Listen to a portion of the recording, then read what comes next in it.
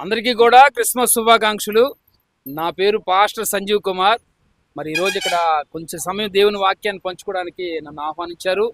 మరి pastor Venu David Paul గారు ప్రేమతో నన్ను ఆహ్వానించారు. ఈరోజు క్రిస్మస్ సందర్భంగా ఈ కంచరపాలెంలో మరి ఇంతవరకు కూడా క్రిస్మస్ కూడిక జరిగింది. తరువాత మరి కార్యక్రమానికి అందులు, అలాగే కుంటివారు, అలాగే మరి పేదలైన వారు, ఇంకా అలాంటి వాళ్ళందరినీ కూడా ఈ కార్యక్రమానికి మరి డేవిడ్ పాల్ గారు అందరిని ఆహ్వానించారు. వచ్చిన వాళ్ళందరికీ కూడా ప్రభు యొక్క ప్రేమను బట్టి వాళ్ళకి మరి బియ్యము, అలాగే నూనె, కందిపప్పు ఇలాంటి సరుకులన్నీ కూడా దేవుని ప్రేమ ద్వారా వాళ్ళకి అందజేయడం జరిగింది. ఇటువంటి కార్యక్రమంలో మరి ఒక పాస్టర్ గారిగా నేను పాలు పంపులు పొందడం నాకు చాలా సంతోషంగా ఉంది. నేను దేవుని బట్టి డేవిడ్ పాల్ గారికి, మరి కానాన్ టెలివిజన్, అలా కానాన్ చర్చ్ నడిపిస్తున్నటువంటి డేవిడ్ పాల్ గారికి నేను ప్రేమపూర్వకమైనటువంటి వందనాలు తెలియజేసుకుంటున్నాను. Amen. Happy Christmas, merry Christmas. ముఖ్యంగా ఈరోజు ఎలక్ట్రానిక్ మీడియా, ప్రింట్ మీడియా వారికి, మరి వచ్చినటువంటి అన్నదమ్ములైనటువంటి మీడియా మిత్రులందరికీ కూడా మరి ఈరోజు క్రిస్మస్ శుభ సందర్భముగా 17వ తారీఖున డిసెంబర్ 2025 దినాన్న కోనేరు జోగారావు నగర్ ప్రాంతం, కంచరపాలెం నేషనల్ హైవే, విశాఖపట్నం. ఈరోజు మరి ముఖ్యంగా కానాను చారిటబుల్ ట్రస్ట్ ద్వారా ఈరోజు దివ్యాంగులకి ఎంతో పంచిపెట్టారు. అది ఇదివరకే సహోదరులు మరి ప్రియులు సంజీవయ్య గారు ఇదివరకే మీకు చెప్పారు. రేషన్ అనేది ఇవ్వడం జరిగింది. ఎవరికి రేషన్ ఇవ్వడం జరిగింది అంటే దివ్యాంగులైనటువంటి సహోదరులు. మరి ఈ ఇన్స్పిరేషన్ అనేది కోనేరి డేవిడ్ వేణుగోపాల్ గారికి ఎట్లా జరిగింది, ఎందుకు వచ్చింది అంటే మరి ముఖ్యంగా చెప్పాలంటే ఆయన నమ్ముకున్నవంటి ఒక విశ్వాసం. ఏంటి ఆ విశ్వాసం అంటే తన జీవితంలో బైబిల్ గ్రంథం ఇచ్చినవంటి ఒక ఇన్స్పిరేషన్, ఒక ప్రేరణ. ఏంటి ఆ ప్రేరణ అంటే బైబిల్ గ్రంథంలో ఒక మాట, చక్కటి మాట ఉంటుందండి. మిక్కిలి అల్పులైనవంటి ఈ సహోదరుల్లో మీరు చేసిన ఎడల మీరు నాకు చేసినట్లే అని జీసస్ ఒక సందర్భంలో ఆయన చెప్తారు.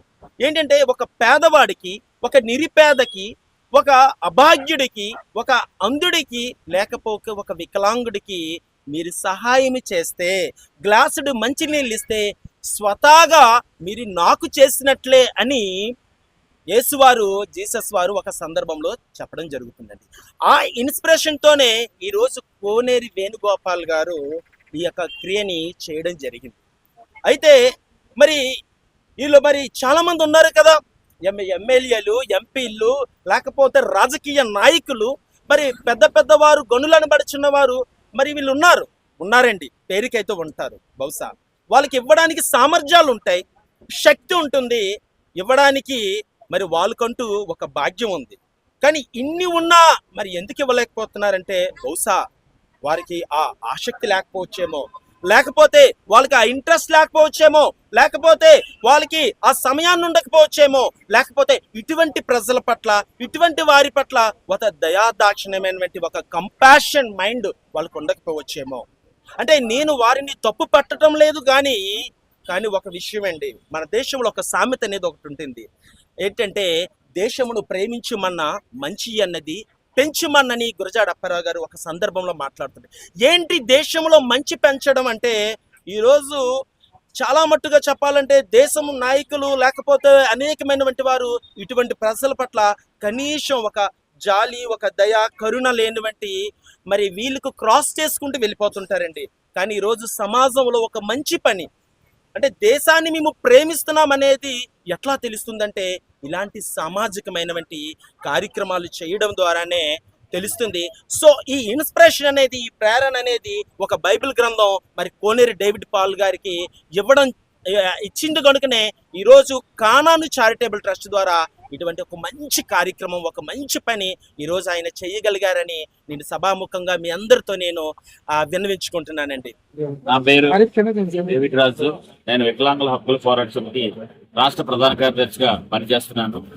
ఈ యొక్క కానాను ప్రార్థనా మందిరం చారిటబుల్ ట్రస్ట్ ద్వారాగా నాకు వేణు గారితోని చాలా సంవత్సరాల నుంచి పరిచయాలు ఉంది. ఎందుకంటే నేను ఒక దివ్యాంగుడు కాబట్టి నా వెనకాతల చాలా మంది ఈ స్టేట్లోని దివ్యాంగులు ఉన్నారు కాబట్టి వారి సమస్యలు ఏదైనా సరే వేణుగారితోనే నేను ఫస్ట్ చెప్పి వారి సమస్యల మీద నేను పోరాటం చేస్తుంటాను. ఎందుకంటే ఈ విశాఖపట్నంలోని విహెచ్పిఎస్ అనేది అంటే వికలాంగుల హక్కుల పోరాట సమితి పుట్టింది.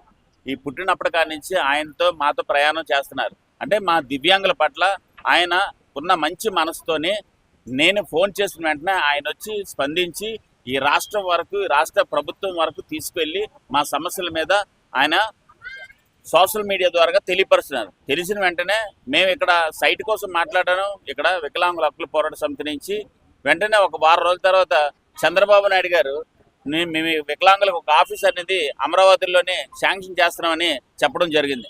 అంటే మీడియా పనిచేసినట్టు ఇంకెవరు పనిచేయరు అనేదే మా యొక్క నమ్మకం. మీడియా చేసిన పనుల వల్లే ఇక్కడ ప్రపంచంలోనే ఉన్న ప్రతి ఒక్కరు మనిషి కానీ ఒక దివ్యాంగులు కానీ దివ్యాంగుల్లోని అనేకమైన 22 కేటగిరీస్ ఉన్నాయి. 22 కేటగిరీస్ వరకు న్యాయం జరుగుతుంది అంటే ఒక సోషల్ మీడియా తప్ప ఇంకేమీ కాదనేది నేను మనస్ఫూర్తిగా గర్వంగా నేను చెప్పగలను. థ్యాంక్ యూ మీడియా వారికి అందరికీ ధన్యవాదాలు.